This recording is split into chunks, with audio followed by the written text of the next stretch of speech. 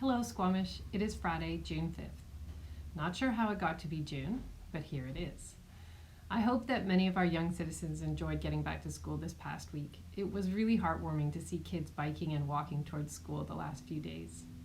At City Hall this week, we got back to serving citizens in person. The hours are limited, so they're from 10 a.m. to 3 p.m., with seniors' hours designated from 10 until 11:30. If you do come in, we are definitely doing things differently.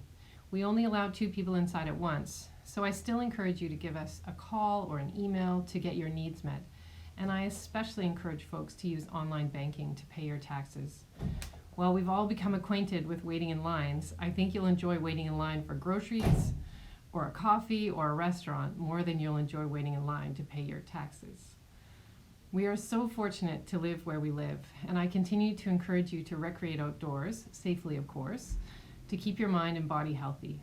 While Brennan Park Recreation Center and the 55 Activity Center are still closed for now, as we're working to understand and adapt to new sports-related protocols, district staff have developed a range of outdoor programs in the park for community health and well-being.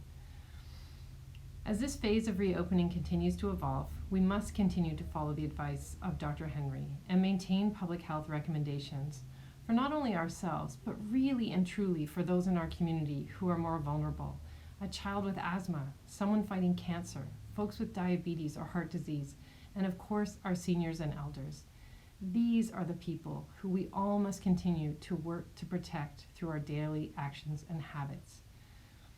2 things to finish with. As we hopefully move closer to phase 3, I am considering how to keep in touch with all of you. These weekly videos have been helpful to me as they gave me a chance to reflect on the week and consider what might be coming next. I can tell you that it was so strange in the early weeks sitting down to shoot the videos, trying to connect with all of you while sitting alone in my office. As restrictions lift, I will be working with staff and council to find various ways to keep in touch and provide updates. I am excited to say that by mid-June we will have public electronic participation in council meetings, which will enable us to move some additional business forward. And I am open to your feedback, and you can always drop me a line and let me know what you think about how we're doing, keeping you informed and connected. And finally, we can't ignore the events south of the border. Racism and prejudice have no place in our community, or anywhere for that matter. And yet we can't ignore the fact that overt and subtle acts of racism happen here and elsewhere. At a time when we are finding strength in pulling together, prejudice weakens us as a community. My colleague Trish Mandeo in Coquitlam, who is also a diversity and inclusion professional, shared these words earlier this week. At the bottom of it all, we all yearn to be valued, respected, and supported, regardless of our ethnicity, gender, background, religion, shape, or perspectives. All are welcome in our community, and all belong.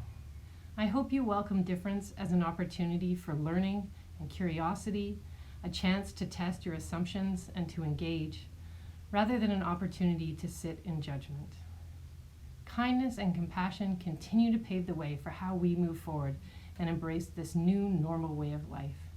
Thank you, Squamish. Have a great weekend and stay safe.